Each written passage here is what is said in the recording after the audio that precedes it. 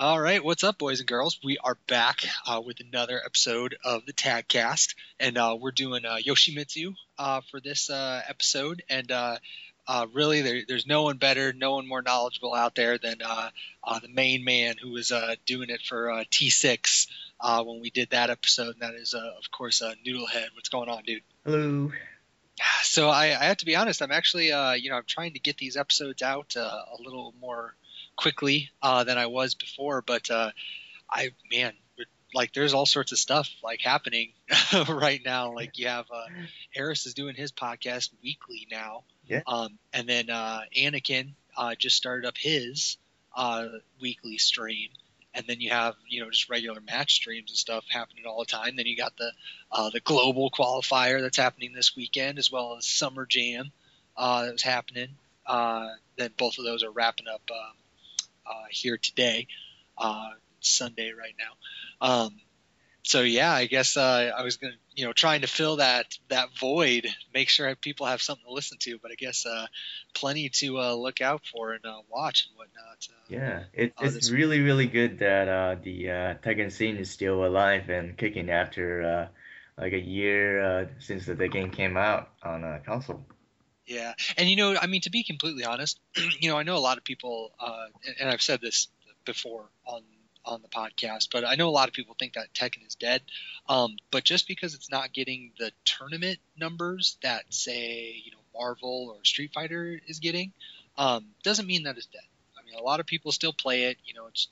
We're just not going out to tournaments. That's all it Yeah. is. So I have a feeling, I have a theory behind it. I personally think that the Tekken is heck a lot harder game than other games out there, like Marvel's Injustice and also Street Fighter.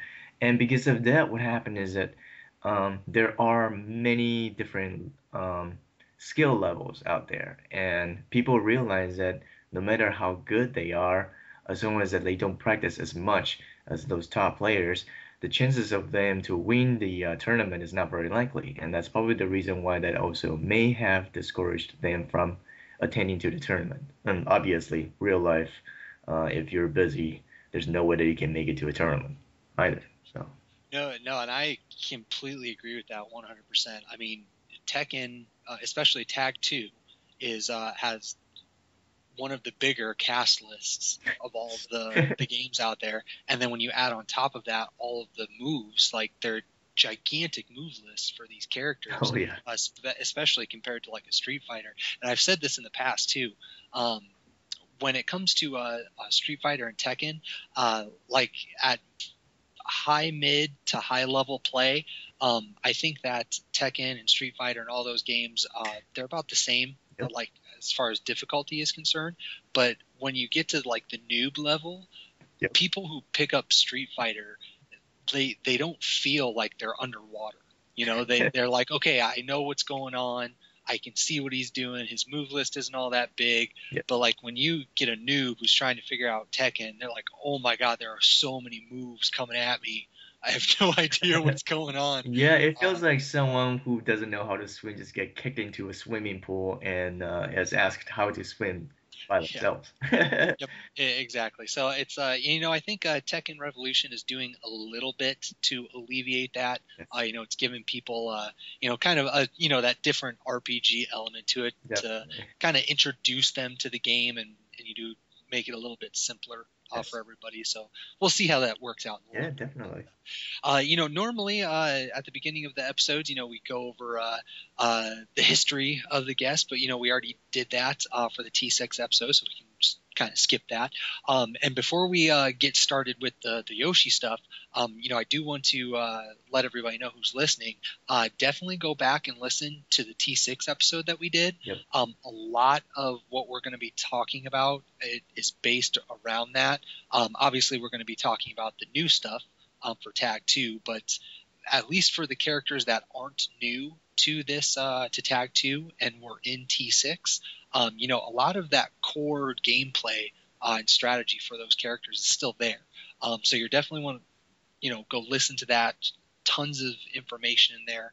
That will give you a good starting point, and then for to make that leapfrog to Tekken Tag 2, then that's where this episode will come in to address all the changes and where you're going to want to adjust your gameplay.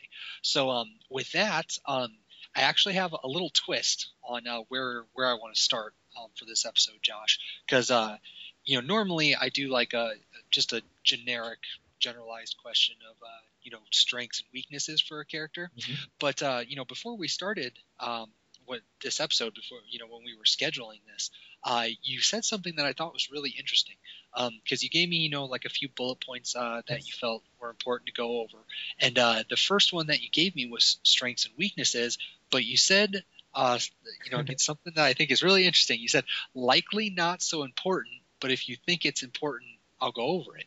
So I want to start with that because that's a really interesting way to phrase it. Like, explain what you mean where the strengths and weaknesses aren't so important with him. So the interesting part about his strengths and weaknesses is that he may be able to use his weaknesses as his strength. Different from other characters, he could bypass or he could actually overcome those weaknesses with his strengths. For example, in my list where that his several of his weaknesses covers such as weak 12, 13 frame punishers. He does not have to punish it with the 12 or 13 frames like a DF1 or DF4, but he could punish it with, let's say, something that is unblockable. Well, down here, the punishment is a very loose term because most of unblockables are relatively slow. However, it doesn't mean that you're actually punishing your opponent, but actually using the huge minus frame to slow down your opponent's mental frame, therefore using a quick unblockable to actually cause more damage than just a regular 12 or 13 frame punisher. Gotcha. And that's I'm glad that we're kind of talking about this subject because I'm trying to think of when the last time we really talked about it on this podcast series. But I know that in the past when we've talked about punishing characters, sometimes it's not worth using their quote unquote 12 or 13 frame punisher like you mentioned. Right. It's better just to take the advantage. Take the advantage and go right into a mix-up or a setup or whatever it may be. That's correct. So I guess give us a couple of examples. Like you said, the 12 to 13 frame. Like what would you do? Like you said unblockable. I'm guessing you're thinking like sword sweep or something like that. Yes. Sometimes sword sweep and other times that you may use an well, 10 frame attack from Yoshi is actually pretty good. 1-1, for example, is a 10 frame punisher. It actually sends opponents to fully crouch, and in Tekken Tag, they fortunately changed it to 0 on block rather than -4 on block. And this actually gives Yoshi a upper hand post punishment. And there are many other things that, for example, like he has a weak backdash cancel and mediocre sidewalk. However, he does have different tools to bypass that. First of all, being weak at backdash cancel is not really a problem with Yoshi because when he's in no sword stance, no one really wants to get close to him anyways. So even though that he's really bad at backdashing, he still can maintain a certain distance that keeps him safe from his opponent, or actually keep his opponent safe from him. And having a mediocre sidewalk is not always a bad thing either because he does have a back 3 or back 4, the blood draining side spinning options, and this is heck a lot better than any of the sidewalk from other characters as well. So because he has a horrible generic sidewalk doesn't mean that it's always a bad thing because this may give your opponent a false hope that Yoshi is not really good at sidewalk, therefore they could use something that is less tracking. Gotcha. Speaking of that track or the sidestepping issue, I remember when for the T6 episode we actually talked a little bit about 1-1, and you mentioned specifically, some characters off of they'll have like -1, -2, and it still puts them in a really good sidestep situation. Yes. But he couldn't because he was at -4, which didn't really help him trying to sidestep afterwards. Yes. Now, I take it this situation has changed then, now that it's even, now Yes. that it's at 0. Yep. Okay, so I mean, are you still, since his sidestep is weak or his sidewalk is weak, is that what you want to use, or do you normally do the blood draining one? So after 1-1 on hit, you actually do have plenty of a frame to actually sidewalk. Sidewalk does take about 6 frames at a very close range, and without being a perfect -4, um, instead right now at 0, Yoshi does have about 4 frames of a leeway to start sidewalk before your opponent gets to do anything that he wants. And so, for example, after a 1-1 on hit, one of the most generic answer from your opponent would be a Wire Rising 4. Well, unless that they do not realize that they're actually fully crushed, they'll probably do a Wire Rising 1, which is still not that good at tracking, unless that you are Jin or, let's say, Marduk, which that they are lefties. Lefties, Wire Rising 1 is good, but most characters, Wire Rising 1 is pretty shitty. And Yoshi is able to sidewalk now since that is 0 on head. Interesting. Yes. Okay. Now, before I derailed that, it sounded like you were going to mention something else about the sidestepping. Oh, no, that's pretty much it, actually. So let's say 1-1 on block, however, it's still -10, I mean -9. And so in this regard, well, there are many things you can do with the -9, but I am planning to actually write a guide talking about what you should do from -9 to +9. And this is something that maybe I'll address it later. But a rule of thumb is that just because that you're +9 doesn't mean that you should just go ahead and attack. A lot of times, -9 can be a great tool to trick your opponent into mindlessly attack you, and you can take full advantage of that -9 of yours. So if you would like, I could start going over some notable changes on from T6. Yeah, since we already talked about the 1-1, might as well talk about his other changes. Yeah. So in Tekken 6, Yoshi was actually a horrible character. I consider him to be a bottom 3. I mean, this is arguable. Like I personally think that he is maybe the second worst character, and Zafina being the worst. However, like in a matchup between Yoshi and Zafina, Zafina actually had an upper hand because Yoshi doesn't have any low attack that actually can hit Zafina out of her many high evasive stances. However, in Tekken Tag 2, I guess that Namco has realized that how inferior or how hard they want to make Yoshi to be, and made him a little more beginner or more player friendly. And so here are changes.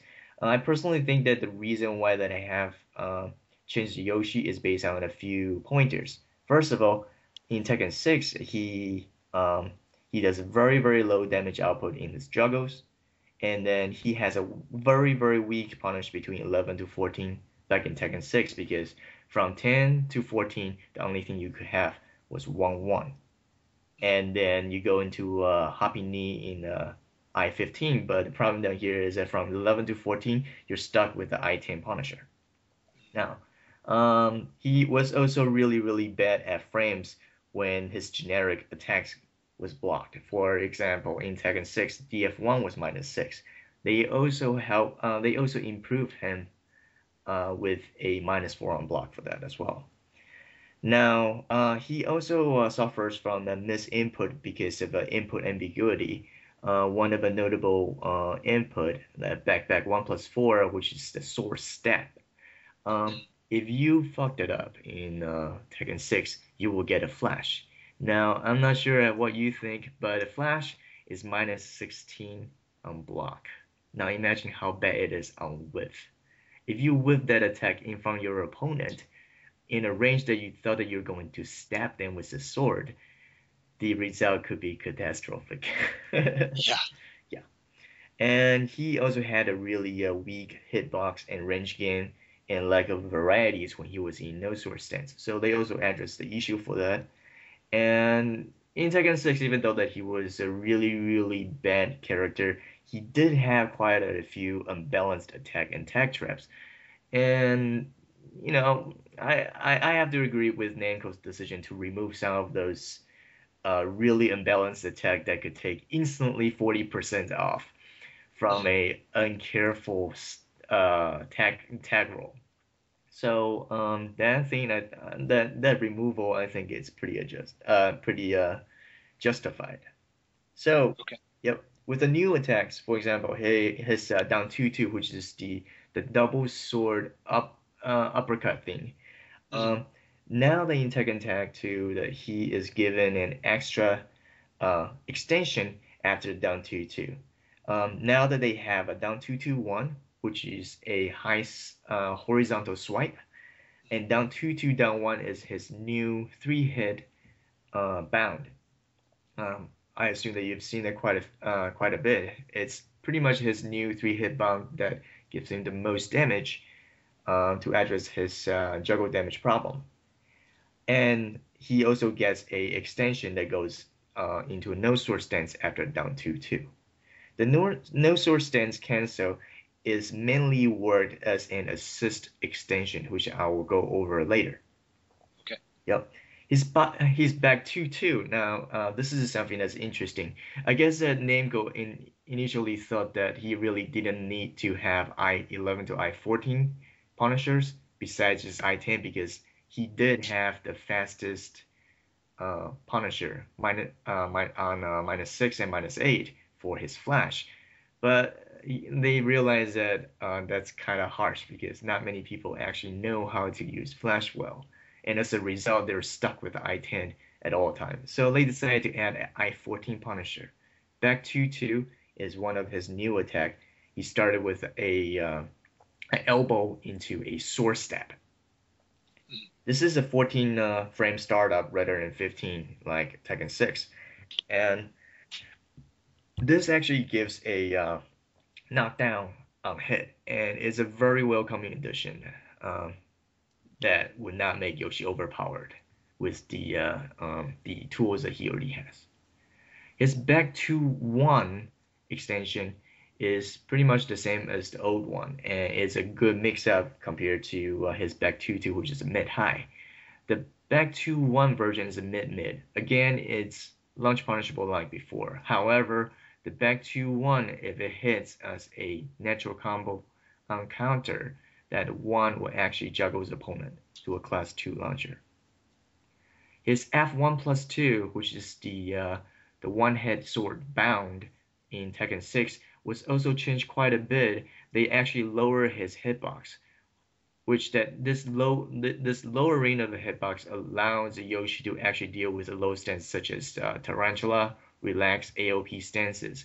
Back in Tekken 6, the F1 plus 2, the sword but bound, would actually miss against relaxed stance, even though that makes absolutely no sense. Oh yeah, and that's extremely crucial against those characters. You need to have something Ex- to deal with those stances. Exactly. Back in Tekken 6, Yoshi has almost no tools whatsoever against capoeira fighters. And now, because of F1 plus 2, he became one of relaxed killers. And this is a very, very big change. However, because of the change of the hitbox, it also prevents Yoshi from having a sandwich combo starter of a generic class 2. Back in Tekken 6, if you do a UF3 hop knee into F1 plus 2, Yoshi will actually having this really strange bound that opponent will bound behind him. And so when first Tekken Tag 2 came out, and they show up with all these Lily sandwich combos, and then you have Bait going like furious 3+4 all over the place, and then Lily's butt is just kind of there to prevent opponent from Yeah, flying away. yeah. Initially, I thought that Yoshi is gonna have one for his just a hop kick himself, but unfortunately, because they lowered the F1 plus 2 hitbox, it prevents him to have an easy sandwich combo starter. And Shame. Can't take I know, advantage of those right? glitches. Yeah, I mean, you gotta do something. I mean, you can't have cake and eat it too. I guess. Yeah. And so he also gets some interesting properties out of the existing attack. For example, 3-4 in juggles. Now, the 3-4 is one of Yoshi's best attacks. In Tekken 6, I remember I mentioned in the podcast, I remember mentioning that a 3-4 on hit post bound is one of the um, many options that Yoshi has to send opponent toward the wall. 3-4 in this game, however, when you use this attack to hit your opponent in the air, it actually doesn't send opponent far away. In fact, it sends opponent really close. So this creates quite a few options. For example, if you do it at post bound, you may be able to instantly recover and fully crouch into a FC while rising mix-up against opponent that just gets up from close. If you actually do it during the juggle, then you are actually able to use 3-4 up into a Dragonfly Stance 2 as a tech launcher, as a pseudo tech launcher that allows your tech partner to come in during the middle of the juggles, provided that your tagging partners have long range attacks that can continue with the juggles. And his DF1, as I mentioned earlier, is now -4 on block rather than -6. So Yoshi can sidewalk against the immediately jab after blocked DF1 like every other characters. However, I mean, having the -4 on block prevents Yoshi from repeating DF1 offense like other characters. For example, like let's say Miguel's characters like Miguel's, or let's say Bob.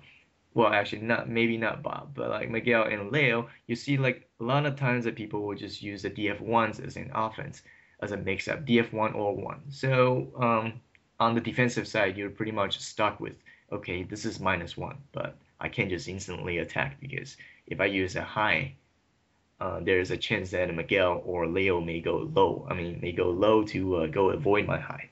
Yoshi doesn't really have that kind of option because of a -4. So he is designed to constantly move around after his attack being blocked, which is really good because he's a ninja. He needs to move anyways. Yeah. Yeah, I guess that's one way to look at it. Yeah.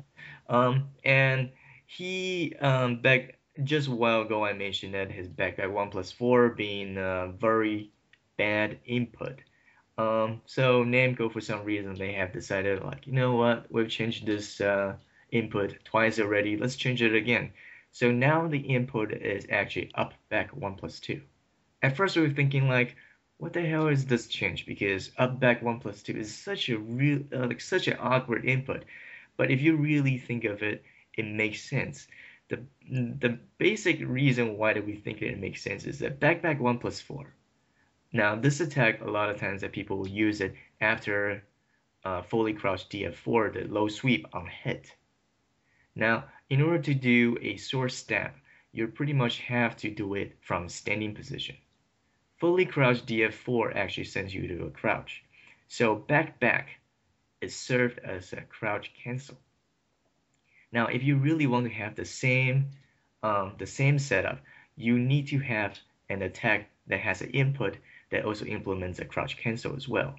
So up back 1+2, it actually requires one last frame to actually cancel the crouch. So this change is actually quite welcoming because you now can do unblockable from crouching in one fewer frame. I'm not sure if this makes sense, but Yeah, I'm a little confused on like where you would throw that in because it's kind of a slow unblockable. But like, what are some examples? I know you said you mentioned the full crouch down forward. Yeah, for yes. So like you would just immediately go into it, or how does that setup work? Okay, so fully crouched DF4, different from many many good frame lows, is that fully crouched DF4 actually doesn't put Yoshi closer to his opponent, rather further. And one of the mix-ups, this mix-up is used by almost every single Yoshi that it shouldn't be used anymore. But this is an example that people will probably know. After fully crouched GF4 on hit, it's a +5. And your opponent should not do anything. They should block. And there's a chance that they will block mid. So you can probably throw it out again. Another FCDF4. Now, after the two FCDF4 hits your opponent, you are at a perfect distance to actually throw that move out. Because if your opponent realizes you're using unblockable in mid distance, they will probably try to do some stuff, such as Magic 4, Hop Kick, DF1, or something. Whatever that they feel like it's good. The problem down here is that after FCDF4 on hit twice, you're at the distance where the hop kick will whiff against you. Therefore, they will either get stuck there trying to block your unblockable, or they will whiff their instant attack after seeing you're throwing out the stab. This is the place where you should use it. The sword stab should be used in the mid distance where you know that most of your opponent's options will whiff against you. Gotcha. So it's a whiff baiting tool. That's right. So, gotcha. Okay, that makes sense. Yes. And so other notable changes, Kincho forward. Now, by pressing forward in Kincho in this game, they gave Yoshi the ability to do a crouch dash from King. And this actually allows Okizeme pressure, the ground game pressure, after Yoshi finishes his juggles. And no sword stance F3+4. I think that this is something that everybody hates. No sword stance F3+4 is the no sword stance kamikaze forward dashing headbutt thing. Back in Tekken 6, no sword stance kamikaze is the same, has the same frame as a one sword stance, which is about -13 to -9 on block.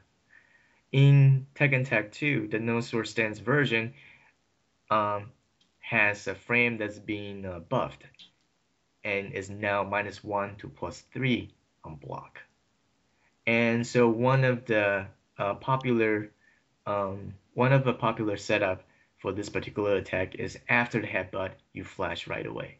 Because if your opponent blocks an attack and they try to jab you, they will get flashed instantly. Now I know when you have the sword out and you do that, he goes into the pogo walk or flea walk. That's right. So when he, so he can continue the juggle. Is there any continue? Because it doesn't look like you can continue it in no sword. No, you can't. So they actually made a no sword stance F3+4 similar to Tekken 5. When it hits your opponent will actually get knocked down and sent to the ground.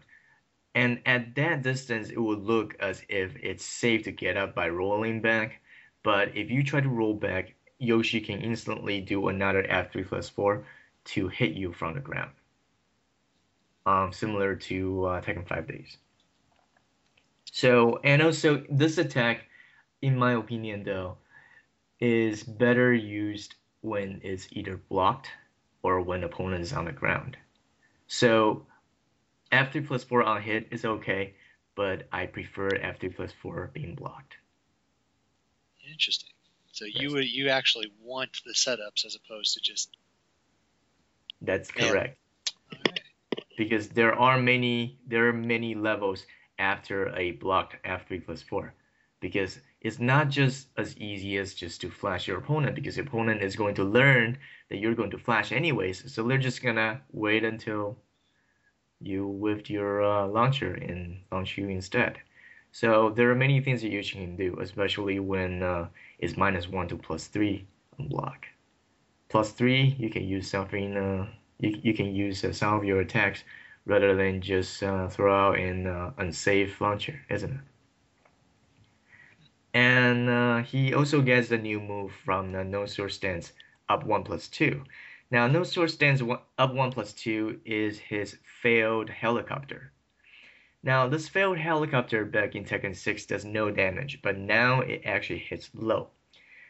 He instantly jumps up as if he was going to fly in the air, but actually falls down on his butt into Indian stance. Now, this animation looks goofy, I consider it as an unseeable low. And this, I also think that this attack is very provocative to your opponent. So it will actually make them feel like, oh man, what the hell is this crap? I really want to beat the crap out of Yoshi.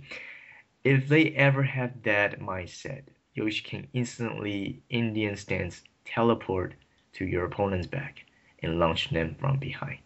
So this is a very scary attack. It's a very scary addition, especially against the ground opponent. This is a very, very good Oki tool as well.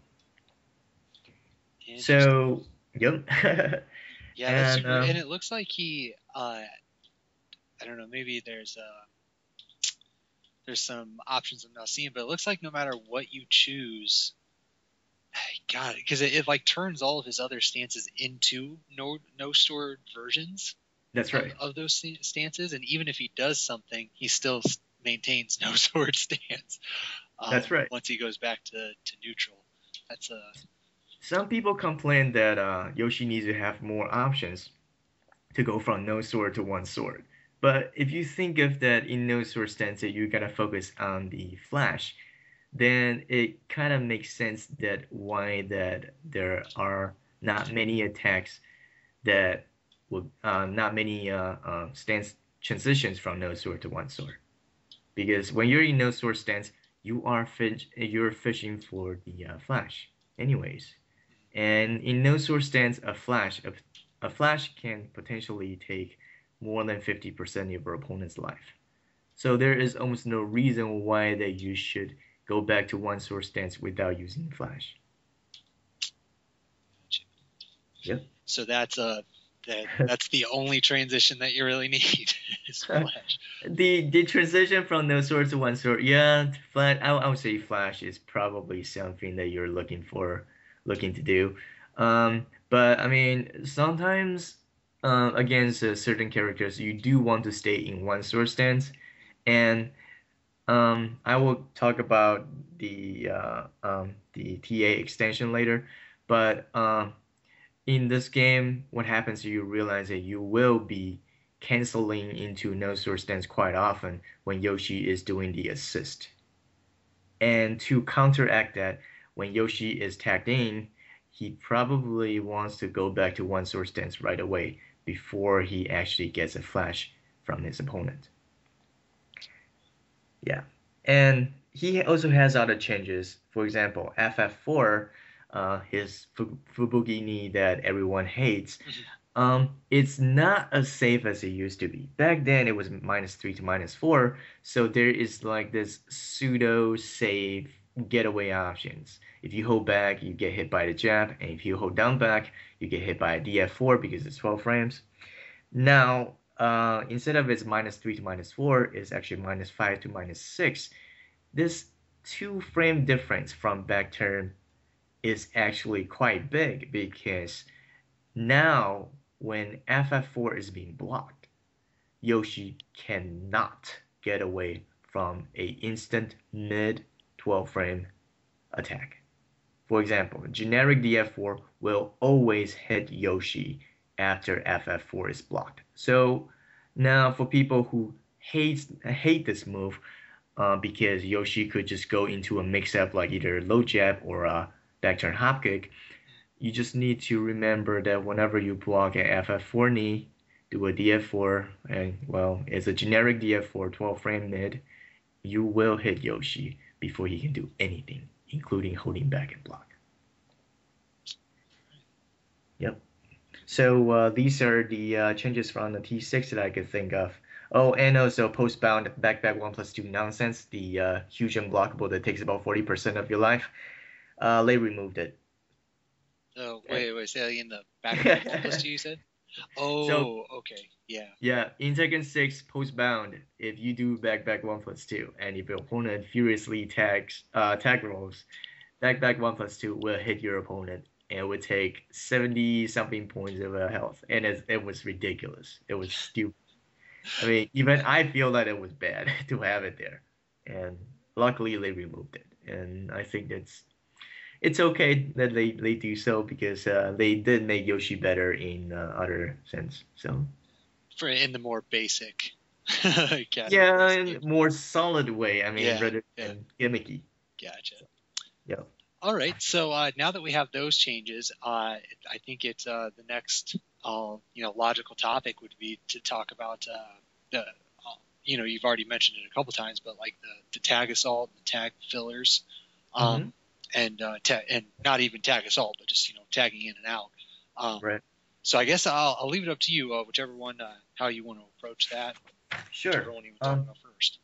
So one of the important things about tag and tag is not only how effective a character is when he's playing alone, but also how he can use his attack to help his partner in a game. In a way, synergy.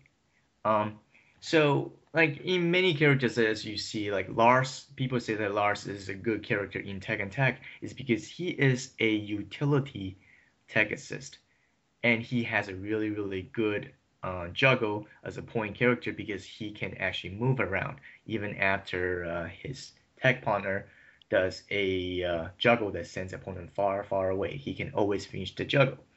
Now, certain characters that are deemed to be low tiers, such as Dr. B, is not because that he doesn't have anything that is effective. Dr. B is actually not too bad if you consider that his DF2 is actually 15 frames. But the major problem with the Dr. B is that he has no range, therefore that he cannot really take advantage of the tech system, which allowed people to get major damage of a TA combo. So for Yoshi, it's actually quite extreme. I think that one of the easier ways to actually look at the character is to see a character as a point character, um, or as an assist, as well as his tag in tag out options. Now, the major reason why the Mishimas are good as a point character is because their Electro Wing Out Fist serves as a juggle stuffer as well as a tag launcher.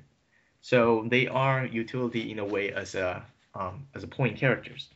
Now Yoshi, unfortunately, he's not very impressive um, as a point character. He is more a assist, and the reason being is that most of Yoshi's tech launchers are not very impressive as a standalone launchers. For example, his CD1, his Shuriken launcher, pushes opponent far when he uses it as a tech launcher. His Rule kick, the Kangaroo 4-3 kick, is very hard to land, and his Dragonfly 2 has a very small hitbox and it hits high, and it requires you to go into a stance in order to do so. So to really make full advantage of his tech launchers, you're actually looking for a mid juggle switches and the and or maybe use it as the ender, so for his partner to safely tag in into like taking advantage of the momentum after Yoshi finishes his juggle. So first, when we're talking about doing the mid juggle launches, so let's say he has a few launchers such as a DF22, which is the double sword that stuns opponent, or the sword sweep. These two juggles allows Yoshi to instantly do a double kick 3-4 up into a Dragonfly 2. As I said earlier, Dragonfly 2 is one of his tech launchers, even though that it's really hard to get that to land by itself. But by actually putting it in the middle of a juggle, he gives the chance for his tech partners. Well, of course, it requires a long reach to continue with the juggle. I have included quite a few videos, the tutorials that supplements whatever that I'm talking down here. So later on, you guys may go to my YouTube channel to find the Yoshi Skill project, and you will see what I meant. Yeah, and just messing around with stuff. I used I'm sitting in practice mode right now, and just because I picked Jinpachi as a partner for him. But doing the down 4-2-2, and then 3 slide 4, and then going into helicopter 2. If you tag out from that, Jinpachi can still reach with down 4-3. That's 1. right.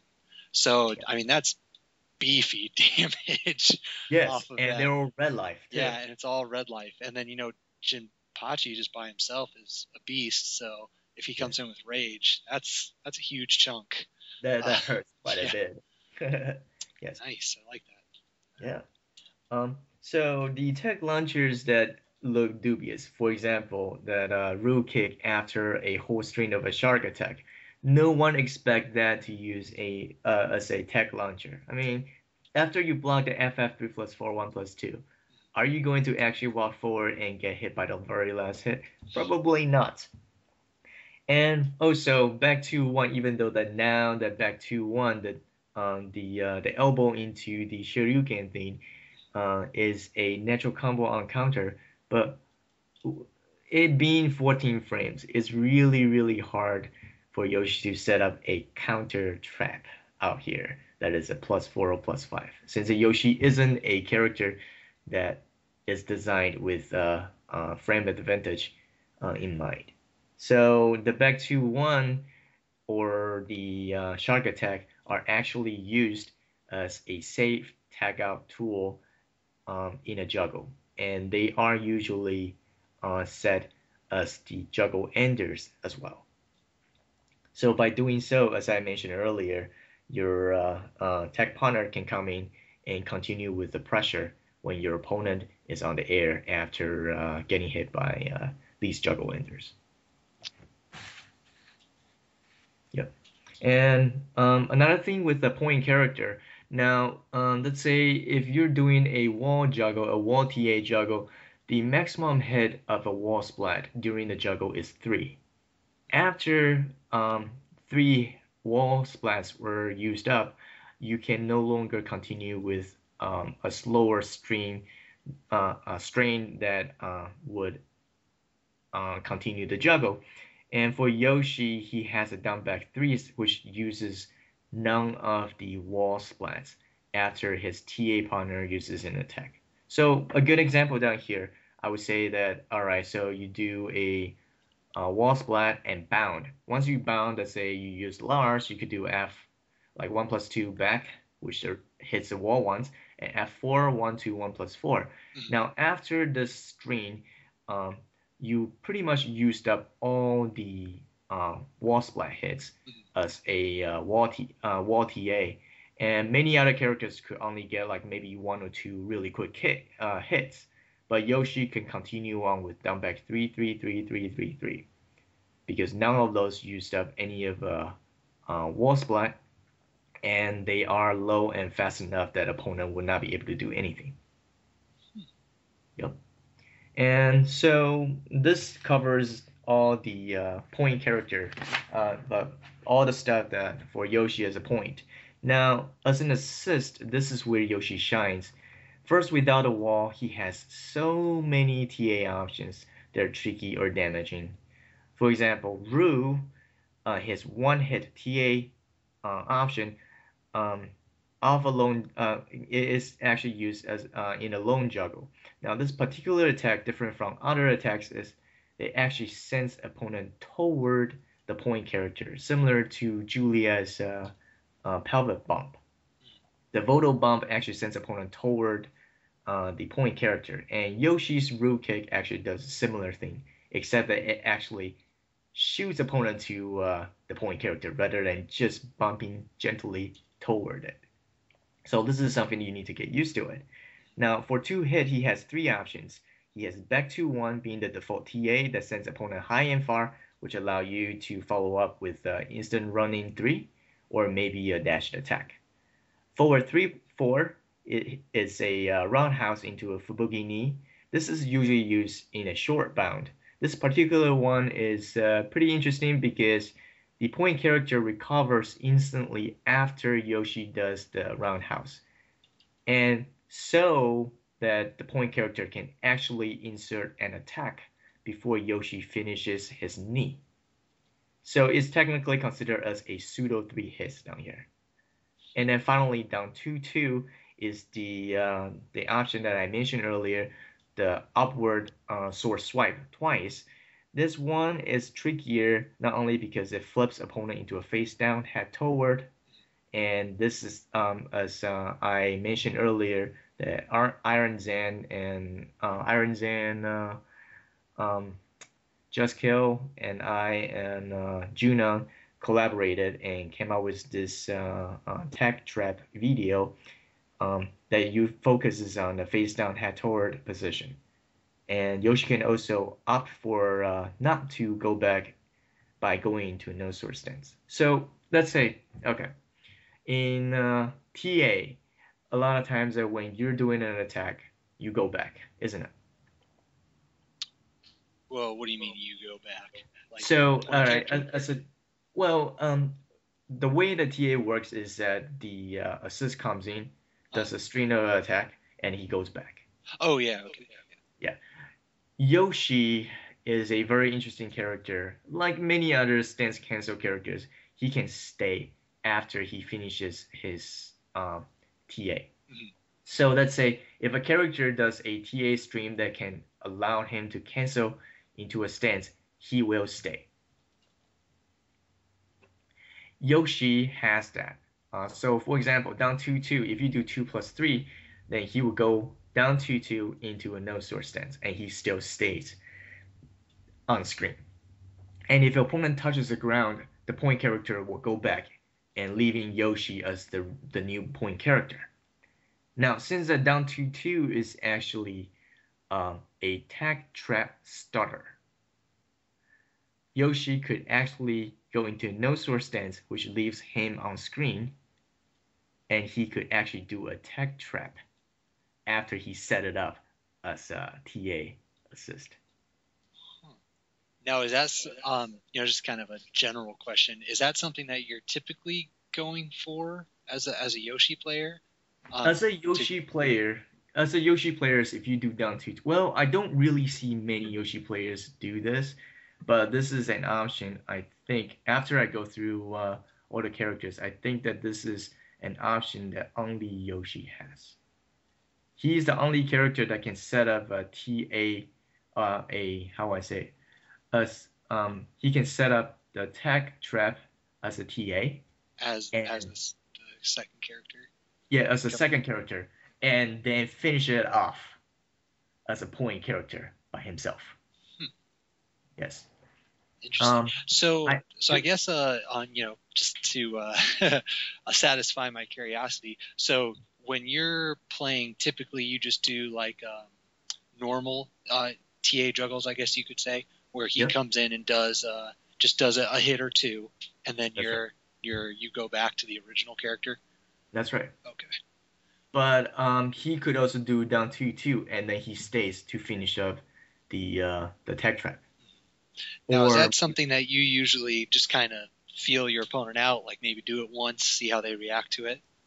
yes, actually, that's also another way to set up um, a mind game because Yoshi also has a very strong non-tech resets.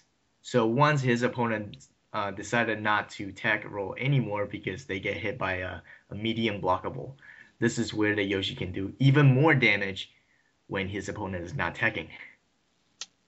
Interesting. Yes. Okay. Well, I won't derail your your line of thought too much. Yeah, Um, I guess that with answers you come up with more questions. yeah. So, Because I was gonna, I'm curious what that those options are if they just sit there and they don't tech roll. But I'm guessing you'll get to that in time. maybe.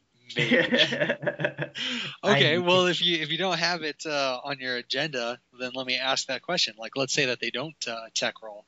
Okay. What are the options to get that superb damage? Right. So one of the major damage comes from his up forward 3+4 back 1 3+4. This is the stump spin stump. Mhm. Now, when the time that you actually landed on the floor as a face down head toward, um, when you're not tacking, um, it will take a while for you to side roll or roll back. Up forward 3+4 is going to hit you um, if you do not tech roll. And because of that, back one is actually guaranteed. Now, if you still do not tech roll, which there's a very good chance that you're afraid of attack roll, so you're gonna stay. The third stop is going to take quite a bit of damage. I would say like the whole thing would take just 45 points ish alone. So 45 points on top of, let's say, 70. It's about 100, I don't know, 110, 115-ish. Mm-hmm. So now a juggle that does 110, 115 is quite massive, I'd say. Rather than, I'm talking about TA juggles. Let's say a TA juggle that start with a hop kick or DF2 that can do such a damage, I would say is pretty good. It's a good alternative compared to just a regular juggles that will only do maybe mid 80s to, let's say, 90, you know, as opposed to, let's say, 115, maybe 120. So this is something that you might want to think about, besides just the regular juggles. Once in a while is good. Gotcha. Yep. And so for 3-hit TA, he has back 2-1, goes into Kincho F2. This is a set of a string that you see quite often in Tekken 6 Yoshi juggle enders. It's the elbow shuriken into F2. This is Yoshi's most powerful 3-hit attack. And it looks stylish, I would have to say, and the ability to actually sidestep left or right to adjust to realign the juggle in accordance to the wall position is also quite powerful too. So now a lot of people do complain that, all right, so with the TA, sometimes that you end up sending your opponent a little off access to the wall. Now Yoshi has the option to actually realign. I mean, most of the characters do. When they start a juggle. I mean, for example, Heihachi could probably sidestep right or sidestep left before he goes into a Hell Sweep TA. Yoshi could also sidestep left or sidestep right with many of his options, like let's say down 2-2 or maybe back 2-1.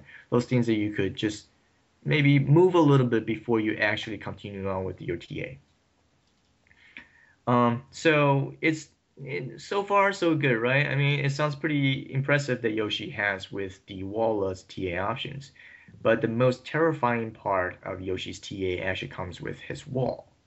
Now, wall-bound TA into Yoshi allows him to back 1 spin cancel to either side into a UF 3+4 back 1 3+4 the stomp spin stomp string. Now, the point character recover fat right after the spin. So this allows the point character to actually insert 1 attack before his final stomp. And this extra attack actually increases the damage by like maybe a good like 6 or 7 points comparing to the regular casts. So this is pretty good. And moreover, the initial spin cancel to either side makes Yoshi the only character that can realign off wall TA up to about 45 degrees each side. So let's say if you have a juggle that ended with maybe 45 degrees to the left to the wall, I mean, you really don't like that position. When you bound, Yoshi could actually do a back one, which is the spinning thing, and cancel to realign the wall so Yoshi is now actually straight to the wall. Now, by doing so, that you will not sacrifice the combo damage output, and you can still continue on with the most powerful juggles that you can do. Yep. And on top of that, Yoshi is like several other characters that can cancel the stances for the TA extent. Now, not all the characters can actually do a successful wall carry into a wall bound.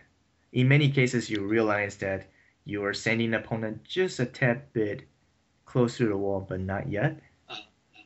Yep. And Yoshi has quite a few tools actually can carry opponent to the wall and then continue on with his powerful wall TAs. So at short distance, as I mentioned before, the 3-4 double kick that sends opponent quite close, but this close distance is just enough to make opponents to wall splat. Once you go into 3-4 up DGF and opponent splats, you can cancel down to standing dash forward into a down 2, 2, 1 before your point character finishes off the juggle. Now, at even longer distance, Yoshi may do a down 2, 2 cancel into no sword stance again. That will send opponent to the wall, and then Yoshi can dash in to do the stump, spin, stump combo.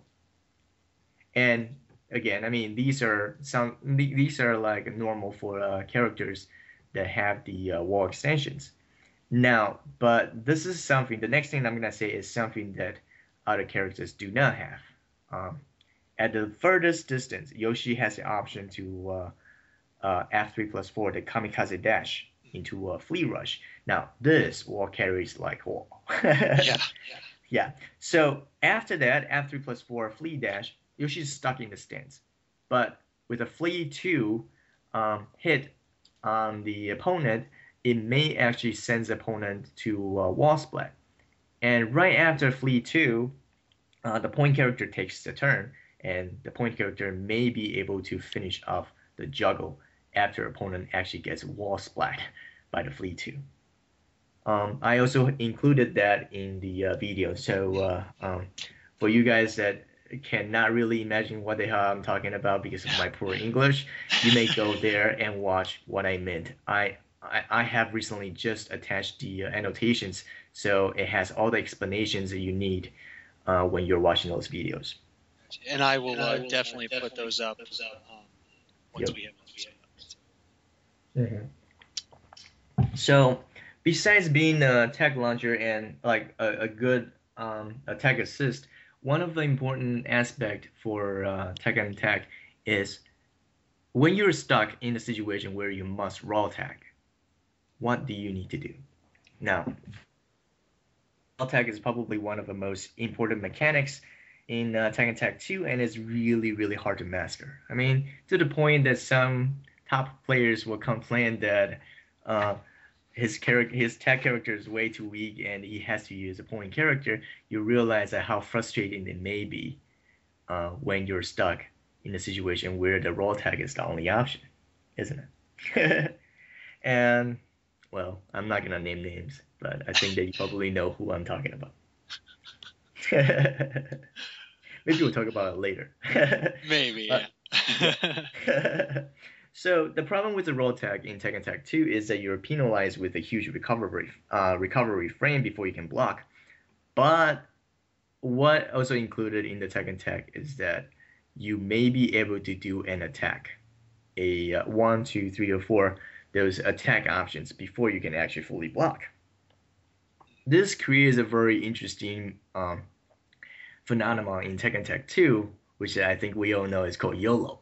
Yeah. The YOLO hop kick right after you raw tagging.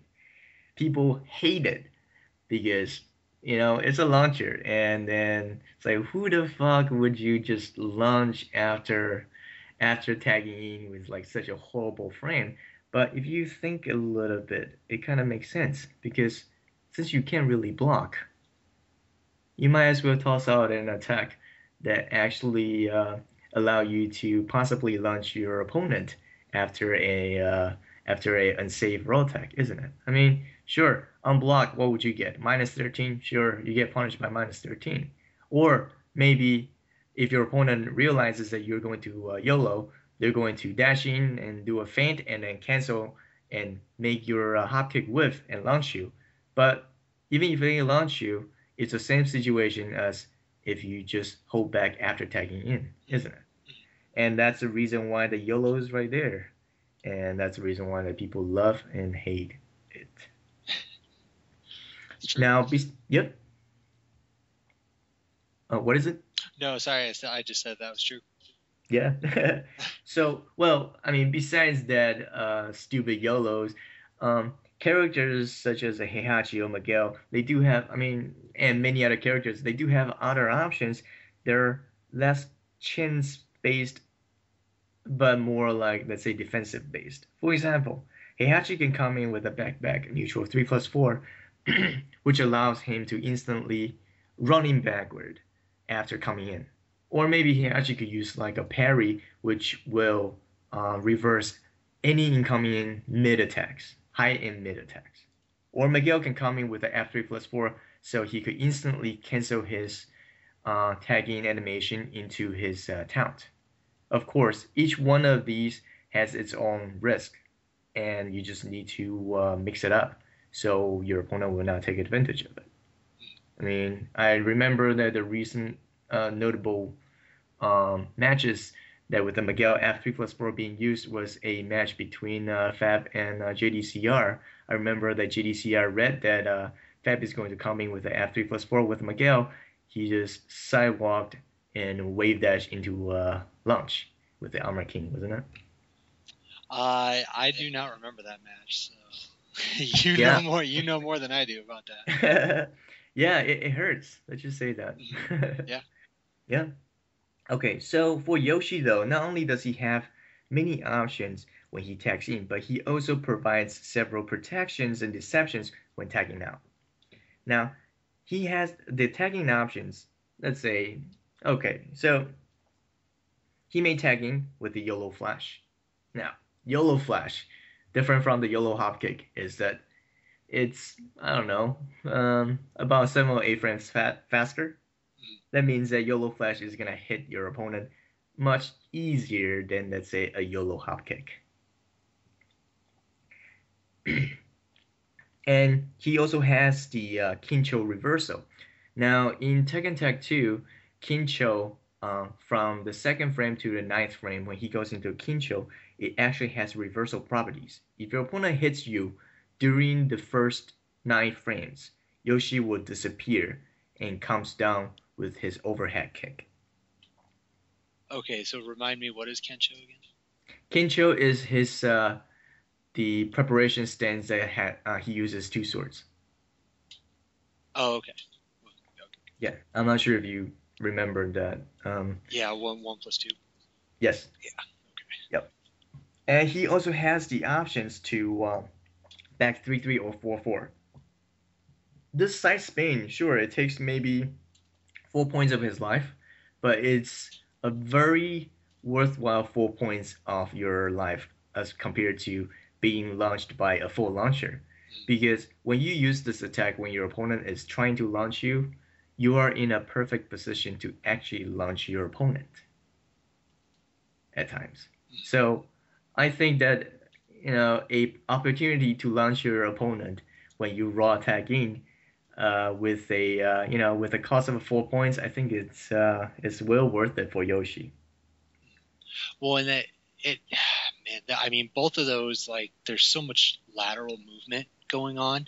I'm curious, when he tags in, raw tags in at the wall, is there enough time for him to, like, do that and get out of the way? Yes, he has. Okay. There's way around it though, because if your opponent realizes that you're going to spin away, they could actually use a homing to track you. Yeah, so if the homing has a long enough range to reach Yoshi when he's doing the side spin, then Yoshi will get hit. But when Yoshi is doing the side spin, he's actually side spin away as well. So you do need to have a quick homing that actually hits far.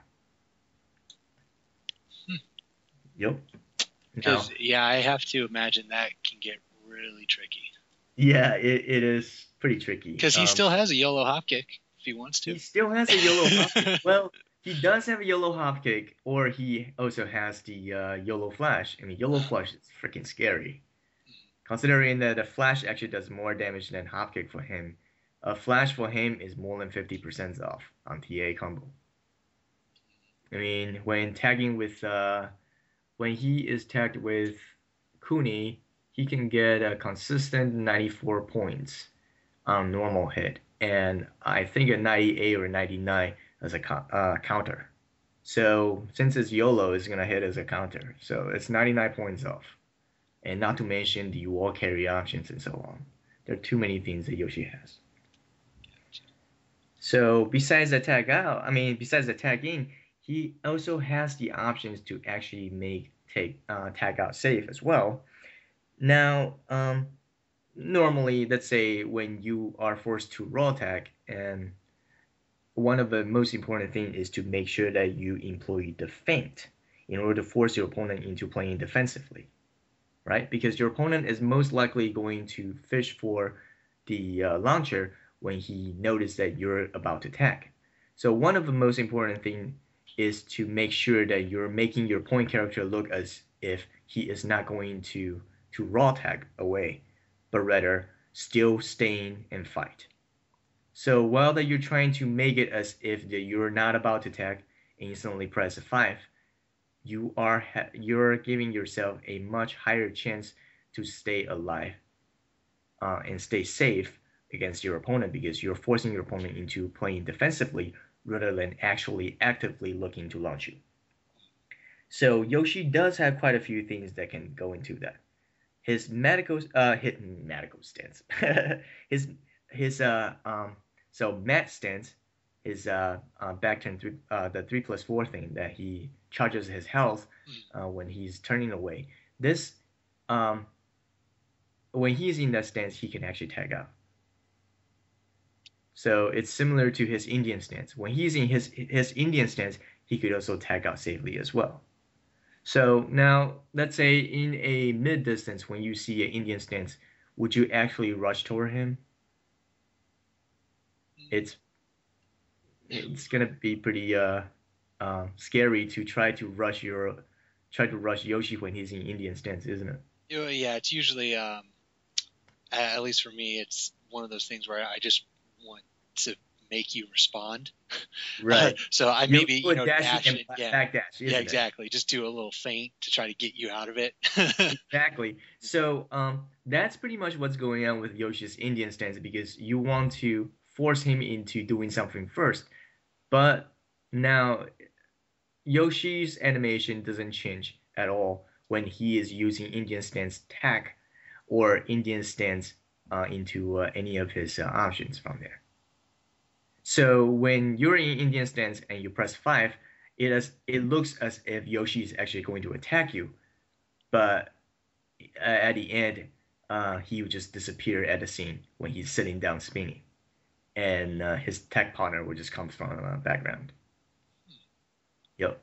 And so it's the same thing with the medic stance as well, because when he's in medic stance, he is constantly, well, if you're doing like lots of movements, he would look as if he was just kind of charging, then canceling to the back, then charging, canceling to the back. Now, during this time, you probably not want to come toward him either, because it looks as if he has the ability to instantly attack you. So by allowing himself into doing the stances that keeps you away, he could tag out immediately during the stance that allows his partner to come in safely, or at least safer than if you just tag out alone. And then finally, he has the option to cancel the kamikaze, the headbutt dash thing. When he cancels the headbutt, he runs backward really, really fast, and it carries a very long distance. So if you do a F3+4 and hold back, he's gonna run back. And when he is at the very, very furthest distance, you press 5, it allows his tag partners to come in as if how do I say it? It looks like it was a tag and tag 1 tagging cancel. This is something you'll probably have to test it out. Yeah, I'm guessing there's some timing on it. There is a timing on it. I also include that in the skill project video as well, so you will see how it will look like. It is actually one of the safest tag out options for his partner, of course, because in order to do that, Yoshi has to come in and then cancel the attack. So obviously, it's not safe for him, but if you do the initial portions like correctly, or at least if you didn't get hit by opponent at the initial portion, it looks as if you're going to attack them, then there is almost no way that your partner is going to get hit because of the distance. Yeah.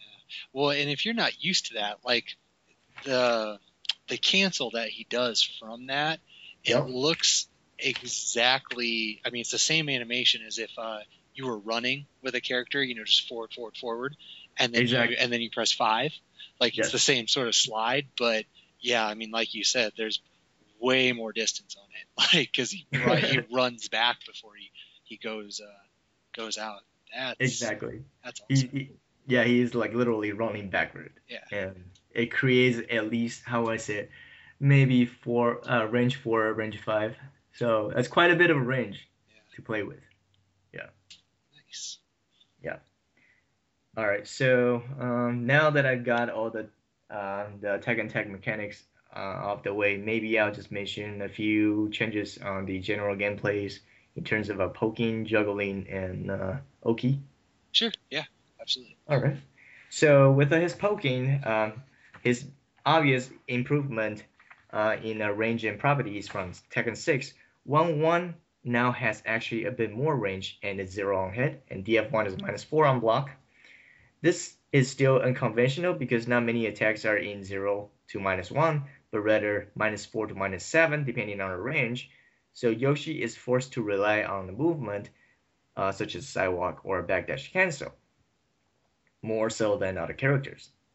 Now, it is important to note that at point blank range, you do need 6 frames to sidewalk against a 10 frame jab.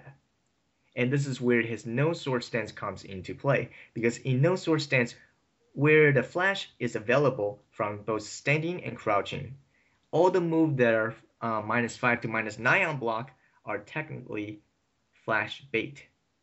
What I mean down here is that you have the opportunity to actually duck after those save attacks to fish for the jab into flash. Now, since that the flash takes, half of your life off, you're pretty much effectively training your opponent into doing a mid against you after they block your save attack.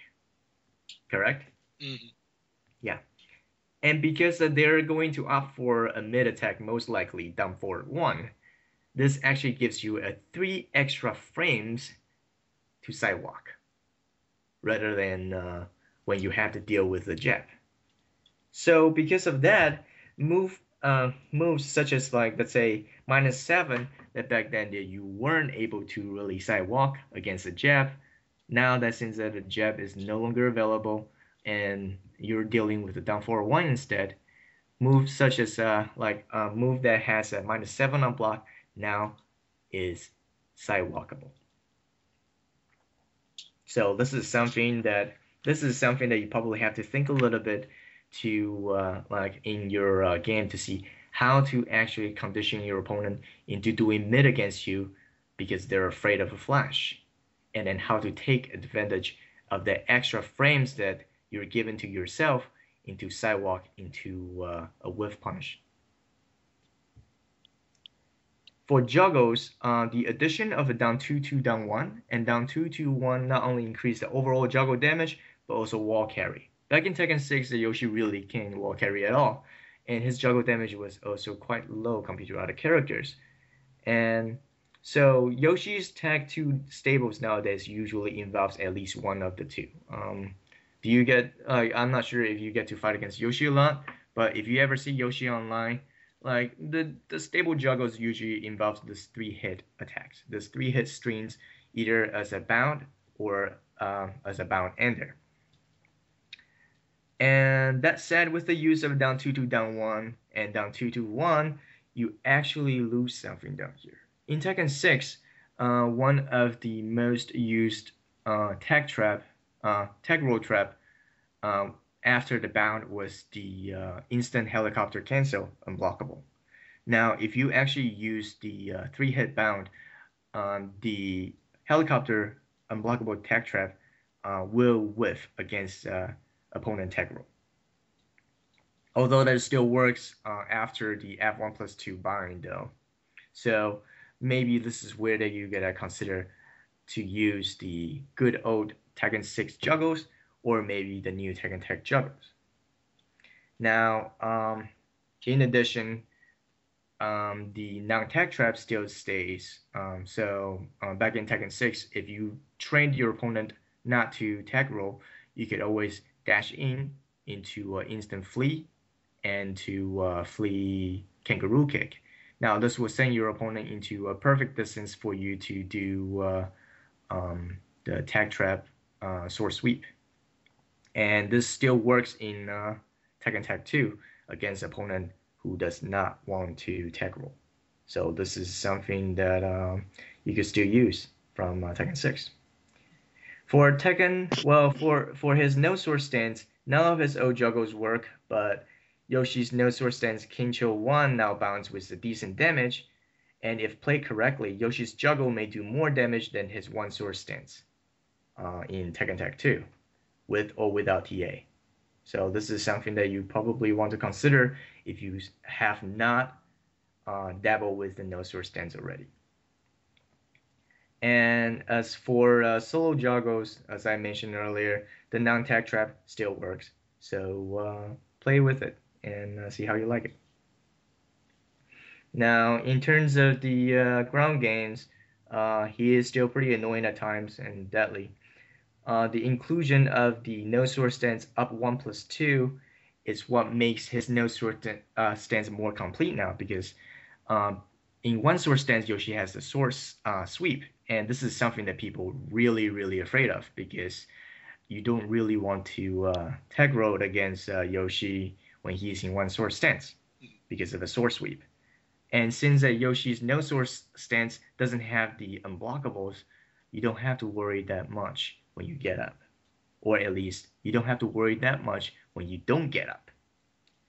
The inclusion of no sword stance up 1+2 now has a ground and automatically goes into Indian stance is pretty interesting, because Indian stance is surprisingly effective as a good stance against wake up options.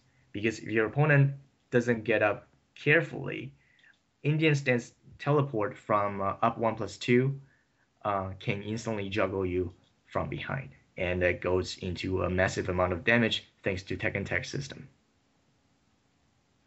So now that this will conclude my general gameplay, and maybe I'll mention a little bit of the improvement over the stance in Tekken Tag 2. The Kincho stance crouch dash, as I mentioned earlier, is one of the better improvement among his stances, since his Kincho stance attack are relatively fast with large vertical hitbox. By giving him the ability to actually forward traveling, and the fact that most of his juggles can end with a Kincho stance cancel, allows him to continue on with his pressure game.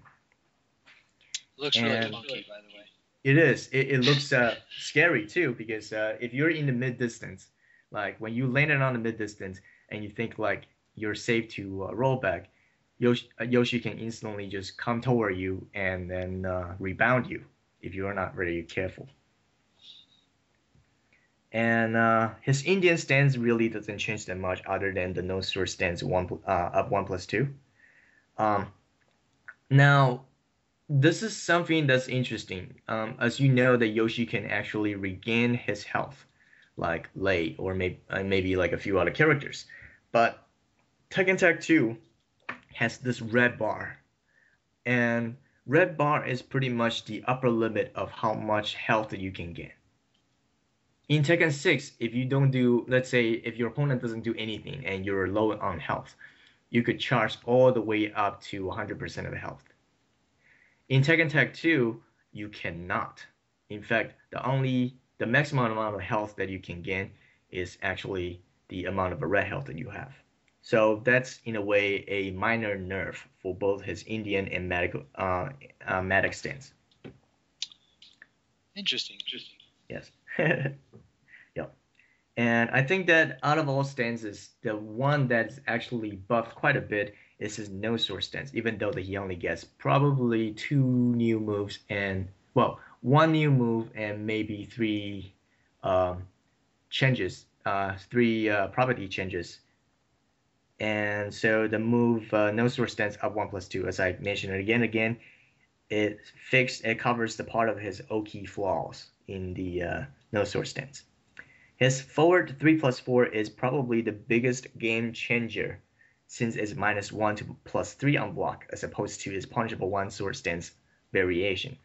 The problem down here is that when he's in no sword stance, quite a few of his attacks have completely different frames. This also creates a confusion for his opponents that, okay, whether or not there's certain stuff that is safe or not safe. If you use no sword stance F3+4 long enough, when you go back to one sword stance and do a headbutt, chances are your opponent will not punish that -13 because they are afraid of a flash coming out, even though that it is punishable in one sword stance. Now, no sword stance flash, thanks to a tag and tag system, it takes at least half of your life away. And so all you need is 2 of a flash, eating 2 of a flash, and it's game over. And we already talked about it in Tekken 6, how damaging that the no sword stance flash is. And so in a way that I usually tell people is that think of Tekken 6 Yoshi in no sword stance. It's kind of like a skunk that you really don't want to get close and personal. But in Tekken Tag 2, this is even worse because of the inclusion of F3+4, it's safe and it comes toward you. It feels as if the Yoshi in no sword stance will be a skunk that charges at you at all time. You have the best analogy. Okay, so he's a skunk that you don't want near you, but you can't get away from you. That's correct. Okay. It is very, very annoying. I have recently uploaded quite a few videos, and you notice that I actually go into no sword stance a lot. And when I go into no sword stance, I'm constantly at my opponent's face, and it scares the fuck out of them because no sword stance flash is not something that you want to touch. And because of that, the whole idea is to actually plant the fear to your opponent's mind that, all right, I'm in no sword stance, and flash is always available. I'm always in front of you. If you do anything, I could always interrupt you with my flash. So get the hell away from me. Once that you have this idea planted into their mind, you can then go back into a one sword stance to use the one sword stance shenanigans. Because if you noticed, the major problem with the Yoshi in one sword stance is that most of his shenanigans do take time. But now it will work against, let's say, opponent who is ignorant against Yoshi. But you notice that in most cases that people, when Yoshi on top level play, when Yoshi faces against an opponent that actually know how to fight against Yoshi, Yoshi's one sword stance shenanigans and setups just kind of fall in pieces. And this is where that his no sword stance comes important, because no matter how experienced an opponent is against Yoshi, when it comes to no sword stance Yoshi, they will back up. They will back off. And because they are giving you this valuable space and time that you need, you can then go back to one sword stance and do all the shenanigans you want without worrying about that your opponent is going to beat the crap out of you. So, well, I guess that there are many different ways to play Yoshi, but this is how I think how Yoshi should go. So, yeah, that's pretty much it. Gotcha. Man, so much information. Character has so many moves, man. It's crazy. Yeah. So do you find yourself like using no sword stance? No, like fly and meditation a whole bunch, or is that usually? Oh, the stance variations. I do use meditation quite a bit because meditation stance actually allows me to have a huge backdash cancel, like what I mentioned in Tekken 6. The Dragonfly doesn't really change that much from Tekken 6, so it's still staying as effective it is, and it's still staying as broken hitbox as it used to. I mean, as I mentioned earlier, when you're doing a Dragonfly stance attack, you're actually susceptible to low attacks. So you actually get swept when you're in a Dragonfly stance attack. Yeah. All Yeah. right. Yeah. Well, so I guess again, for everyone who's out there listening, obviously we're talking a lot about the tag mechanics and all the changes and how that influences his gameplay. So hopefully you will have already listened to the T6 episode, or you're already coming from T6. You already have that your style down with him. So this is just to kind of bring you up to speed a little bit. Hopefully, give you something to think about. Maybe some new stuff. Hopefully, to mess around with and check out. So I do want to ask you. It sounds like just the tag system alone.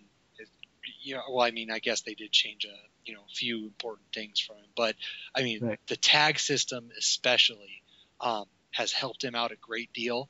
So it Yes. sounds like it's not so much of an uphill battle anymore as it was in T6. Does that Definitely. sound right? Or okay, Yeah, it does. But it did help him in a way, but it also helped his opponent as well. If you want, like, we still have time, I'll probably go over a little bit of like how to actually fight against Yoshi, and you realize that in some ways that the tech mechanics actually helps opponent away from his shenanigans as well. yeah, sure. I mean, if you want to address some of those weaknesses. Yeah, well, it's actually pretty simple. I mean, those are the simple pointers that I try to make it not as complicated for people who have no idea against Yoshi. So I'm not gonna like talk all about like his attacks and so on, but Mhm. more of a general pointers. Okay. So yeah, first of all, to fight against Yoshi, you kind of have to know. You have to actually take notice on what stance Yoshi is in. When Yoshi is in no sword stance, get away from him and stay in range 2.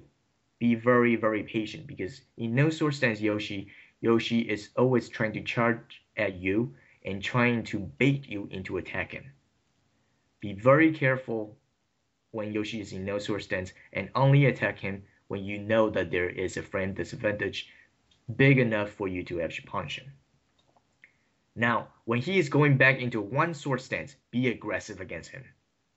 Yoshi only has unblockable sword sweep in one sword stance, so you don't have to worry about the sword sweep being unblockable in no sword stance. And whenever you see a one sword stance um, unblockable comes, do not low parry or do not block it. A lot of people like to try and low block that unblockable, and you know how it ends. Yep. Unfortunately. Yes. And to deal with it, I mean, besides the YOLO hop kick, which people usually don't like to do when they're in, when you're getting better and better, the YOLO hop kick becomes, less and less frequent. And unfortunately, fighting against Yoshi's sword sweep, you may want to use it again. Whenever you see the unblockable animation comes, YOLO hop kick. And in Tekken Tag 2, you can also tag out as well. So when you see the sword sweep comes, tag out. Yoshi is going to, with his sword sweep, allow you to fully launch Yoshi with the DF2. Yep. Now, thanks to his flash, you do want to stay away from using all the strings or stances that closes in on Yoshi. Flash is a nightmare for stances such as the Jin's awareness stance, which pushes him forward, Bruce and Leo's crouch dash after their attacks. You can't really outspeed him, and you know it. So do not use stances that actually puts you close to Yoshi, even if he is in one sword stance. Stay away from doing the advanced stances, and also stay away from doing long strings that has the um, spaces for him to interrupt you with flash. Now that includes like any generic dash stance, right? Like say crouch dash or wave dash. That's correct. If So you all the want to, Mishimas want to avoid. Elder Mishima wants to avoid going close and personal. They want to actually wave dash, feint, and backdash to see what Yoshi does. If you are the Mishima that mindlessly wave dash all the way to your opponent's face, don't do it against Yoshi. It's a bad, bad idea. Because it's not worth it when you get your 50% of your health off. I mean, two of them, it will kill you. Yep. And again, to take a note that Yoshi does not necessarily have to punish you frame by frame. He has a lot of unblockable options, and he can use it even when a move looks if it was safe, such as Heihachi's CD44, the two-hit hell sweep. On block is -9, but Yoshi could just sword sweep you just when you think that it was safe. So take a note on it. Noted. Yep. And Yoshi's tracking attacks have short range, so stay in range 2 when he is in both one sword stance and no sword stance is often a good idea to avoid his shenanigans. And remember, when you're fighting against Yoshi, having a +3 is not advantageous for you in frames. Yoshi is still faster than you even when you are +3. This is something that players like to use frame traps should take note, because a lot of times that they think like, all right, I'm +3, my DF1 should beat all his options. My sidestep DF1 should beat all his options. But when you fight against Yoshi, the +3 is actually minus for you because of the flash. And when you fight against some intermediate Yoshi players, they love to abuse the FF4. Just remember, FF4 is now punishable on block using mid 12 frame attack. So on block, do the generic I12 DF4 will be the answer against his FF4 shenanigans. Yep. That's the end of your list. Your end of your anti-Yoshi. Yeah. I hope that I made it easy enough so you don't have to worry about like actually going into his move list. But a general gameplay like this should help you a long way against Yoshi and get away from his shenanigans. Now it sounds though that if you are the Yoshi player though, that you have a little bit more to work with now. Definitely. And it's not all gimmicks anymore. There's a lot more sound fundamental moves that he has. Yes. Which is always good. So, in your opinion, who? I think you normally use Cooney as a partner, but like, what characters do you think pair well with him? Like synergy. Yeah, because Yoshi requires characters with long range. So characters such as Zafina, Jinpachi, Lars, Bruce, and besides Kuni, they are all very good partners with Yoshi because of a long limb and they can take advantage of the mid-weight juggle launchers. Mid-weight juggle switch. And since Yoshi does have shenanigans, even if he was a TA assist, you might want to think of choosing the characters that's got nice unblockables, particularly unblockable launchers.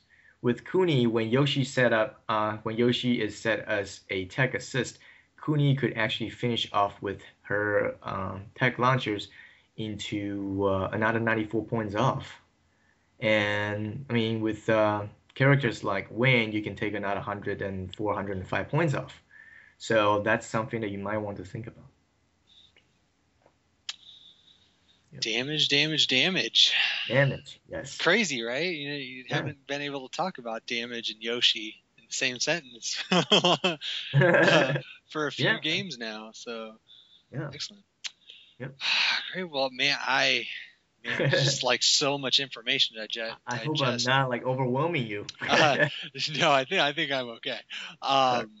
But I mean, as far as questions go, like I said, the T6 podcast is going to give you that base, that foundation for your gameplay, and then all of these Tag 2 changes, and of course just the Tag 2 or the tag system existing at all. It's going to just add to that gameplay and your strategy. And as you mentioned, that he does have a huge move list, so there are many ways that you can play him. Other than that, as far as the Yoshi conversation goes, man, that's all I got. Do you have any? I mean, are there any last notes or anything that you think Um, maybe you missed or well, that we should talk I about? would say that's about it. I could, I mean, my suggestion, or at least my advice for people who started using Yoshi is that is a uphill battle. I mean, no matter how much that they have made Yoshi much better than before, learning Yoshi is a very, very difficult process, and you're going to have lots of setbacks. Stick with it, and you will learn all the stuff that you're looking for. And when you finally succeeded, you will love what you have, like the work that you have put it in. And if you have started using Yoshi for a while and you are like, let's say, 90% of other players who only use one sword stance Yoshi, give the no sword stance Yoshi a try because a lot of times that people realize they have hit the plateau with a one sword stance Yoshi, and they realize that oh crap, he's so limited, and when he is fighting against an opponent who is always like on their face, um, try a no sword stance, and maybe you'll realize that how powerful it is to keep your opponent away from you. And I would say that's it. All right then. So now your team, are you still rocking Yoshi Kuni Yes, Ninja Team? All right. yes. Now, have you experimented with any other teams, or is that I did play with a few others. After listening to some of my students about like asking me to switch, I tried the Yoshi Lars team. I And take it that didn't I work out? hated myself every single days when I was using Lars because I just feel like shit, why am I still so low? And I realized how broken he is. Oh, no, That's when you start using Jinpachi, that's when you know you've hit rock bottom. that's where you know that you need to go to hell. Yeah, because Like you, that I'm convinced that Jinpachi is relative to how easy it is to play him. He's he's the best very character in the game. powerful, Yeah, very powerful. yeah, best character in the game. Like you don't. I mean, it's just he's so simple. He's so Yeah, simple. Like there are Lars no. is extremely powerful, no Yep, doubt. But yep. yeah, like he has some stuff that you have to practice. You don't have to practice with Jinpachi. Hour one Jinpachi is good enough to take the tournament. Like that's Oh man, so silly. It's a small I move list. Couple. yeah, I can only imagine. It's crazy. But, Yeah. Um, well, I tried out. Good. oh, go ahead. That's it. No. That's it. That's it. Oh no, I was just gonna say, I don't really have a whole lot, like non strategy topics, I guess you could say. Like sometimes there's stuff in the news, but nothing really right now. It's so good. Yeah, everything's okay. It's lying low. Evo is past us, and Yep. so everyone's just kind of relaxing, taking a break until tournament season starts up again. I mentioned the global qualifiers happening in SoCal and then Summer Jam, but those aren't. It's not until you start hitting maybe November, December, the New Year's when the real like heated tournament season starts to Yep. you know get crazy and everything. So I Definitely. think Yep. everyone's just enjoying a tournament now and then, but they're just relaxing, taking their time, Yeah. soaking everything in there. Yep. So, are you Yeah. excited for Killer Instinct? Yeah, yeah. Well, you kind of have to own a freaking Xbox One, man. I mean, That's true. I'm still worried that, no, I'm not really worried. I mean, I could show it to everyone that they want, if they want to see, but as you know, Xbox One watches you masturbate. It's gonna watch you everything. It will Yeah, it's talk gonna to watch you. you. It's like, it's a heat sensor. It's like, oh my God, what is that rod-like substance over there? Oh man. Yeah. Oh man, yeah, that's crazy. I don't. But I'm personally I'm not getting either one of them. Like I might get a PlayStation 4 later on down the road, Yeah. Like if something really awesome comes out on it, but I mean, I don't plan on it. And like I highly doubt. Who knows if they'll do this or not? But I would probably never touch a console again What? if Tekken came out on PC. I would Oh, probably never. PC. Yeah, that makes sense. I would probably never touch a console ever again. But which they need to do, by the way. Like they need to get on that because Yeah, Street especially Fighter, like Mortal Kombat. I mean, those right. are on PC. Come on, give it the times. And you don't have to worry about buying another joystick or like a pad or whatever because the PC USB port always worked with all your consoles. Mhm. Yeah, and I know there's been a couple people that have brought up the topic of, you know, if that were to happen, of, just kind of making the PC the tournament. I guess you could call it the console, the device of choice for. Yeah, I think that one major concern, even though it may not look like a big deal for us, but one major concern for the developers is that now imagine you have in the US lots of, I don't know, adolescents that are sex deprived. When you actually made it to a PC version, imagine what kind of, let's say, clothes that they're going to design for all the female characters. You know, imagine they're probably half naked all the time. And for people who are sick-minded like me, I'll make most of my male characters half naked all the time. That's not something What? you. How is that any different from what you can do now? I don't get it. Well, I'm not talking about top half. I'm talking about bottom half. Yeah, but why do you think that? Well, here's where I'm confused. Like, why does porting the game to PC? How does that make that more viable? Like, Because you're allowed to actually design your own skin. oh, you're talking like getting additional functionality and stuff. Yeah. Oh, dude, no, we don't need that. Well, you don't want to see Lars bottom naked. No, just port the Everyone game. does. That's all. We don't need any of that other nonsense. Oh my god. Although speaking of, I hear, Yeah.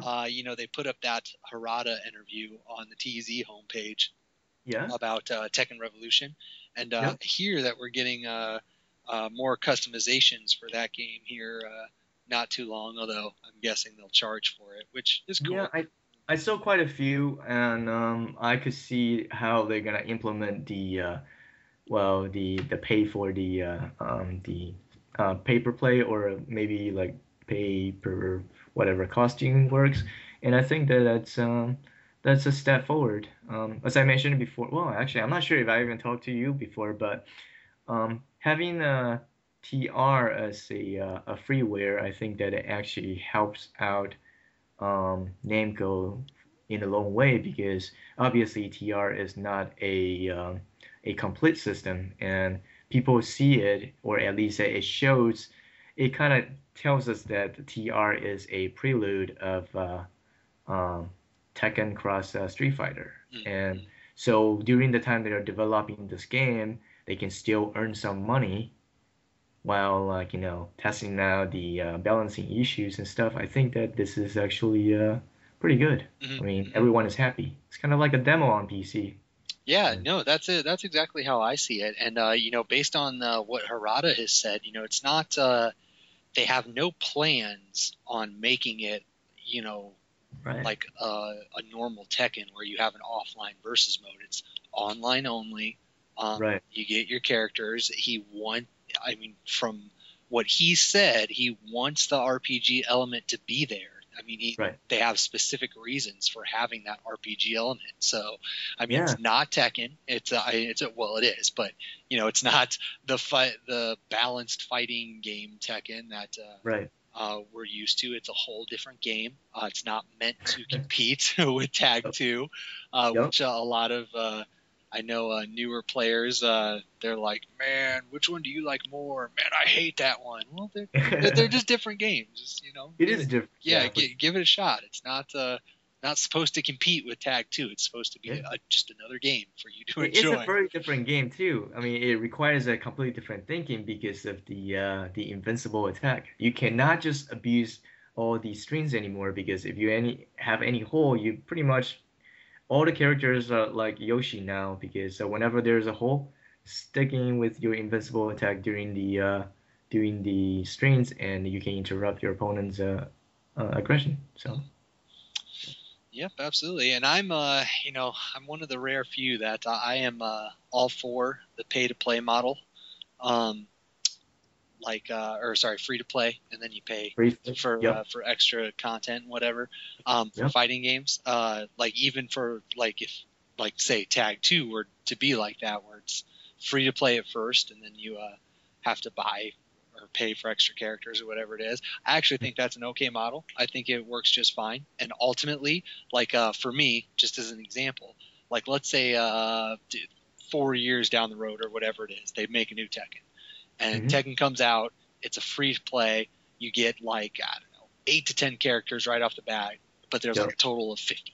You know, but it's Yeah, like 50 cents to $1 for each character or whatever, or maybe they'll do it batches. Like and $2 for then four I characters. mean, if you buy everything, then you get full contact, and it will probably spend the same amount of money Yeah, as let's say a full game costs. exactly. And actually, my thinking is that for like a player like me, I don't need any of the customizations. Just give me the characters, give me my modes. I'm done. I just need versus, practice, and all the characters. That's all I need. I don't need customizations. I don't need anything crazy like that. No What? ghost mode.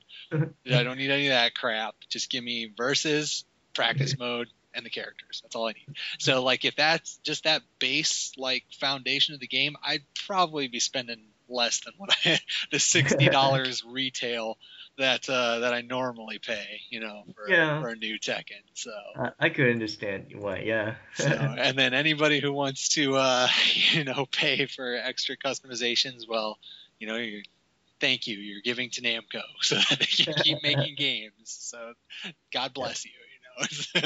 But cool. But we'll have to wait and see. It's exciting Yep. times for Tekken. Everyone's like Yeah, bored, but there's lots going on.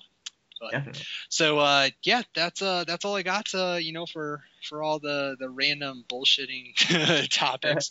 I do at the end. I've kind of been neglecting it the last couple episodes, but at the end, I do want a rant.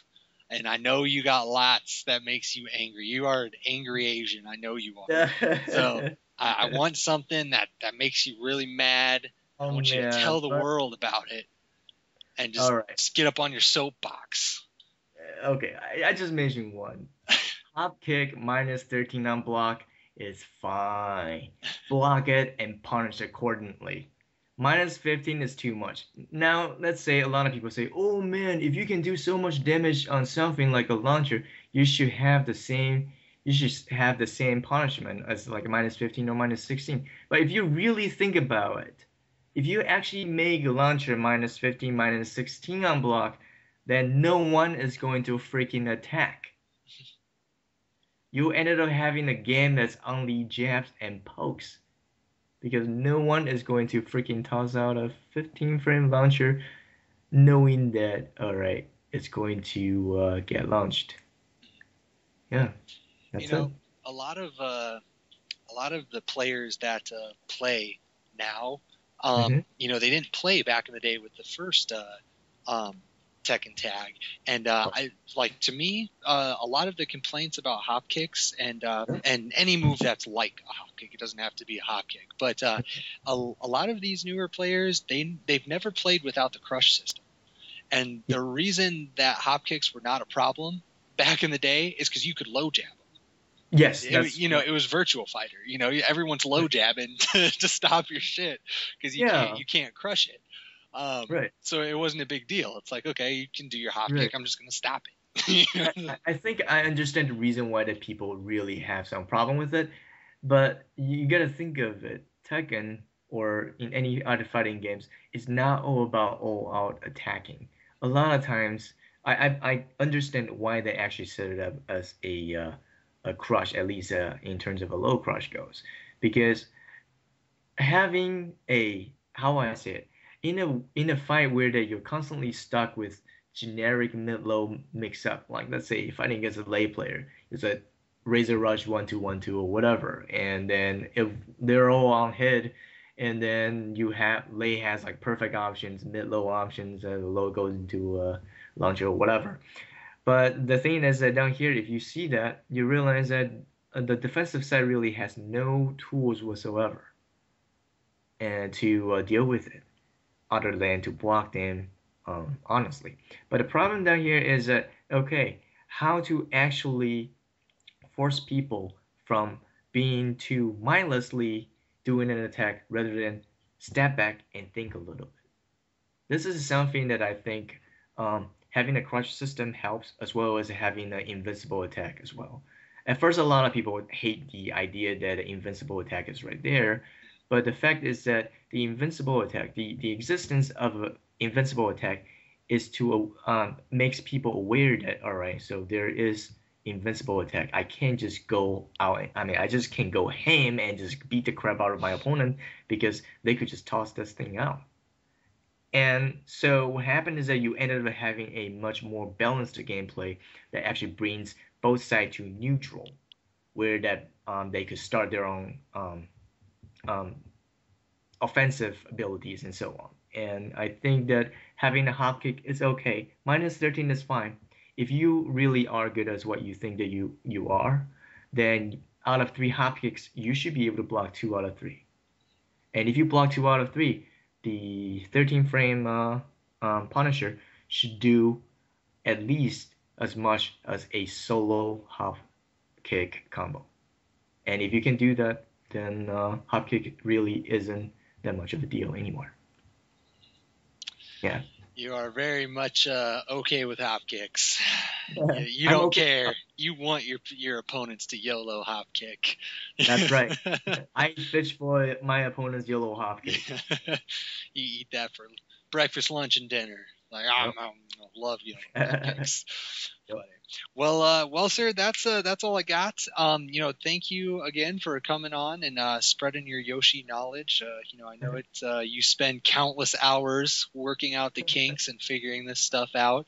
I like to give, as usual, the guests the last word. So if you have any shout outs or any, I don't know, any random topic that you want to talk about, by all means, man, the mic is yours. Well, last night I was going to sleep early, but Budding Fighter actually got a hold of me, and we ended up talking until 4 a.m. Jeez. And he kind of joked that I should mention his name. So shout out to Budding Fighter, yay! So that's it. He had his own podcast, man. It is the longest broke records for longest podcast. You can't stop Indian from talking, man. You can't stop. I guess.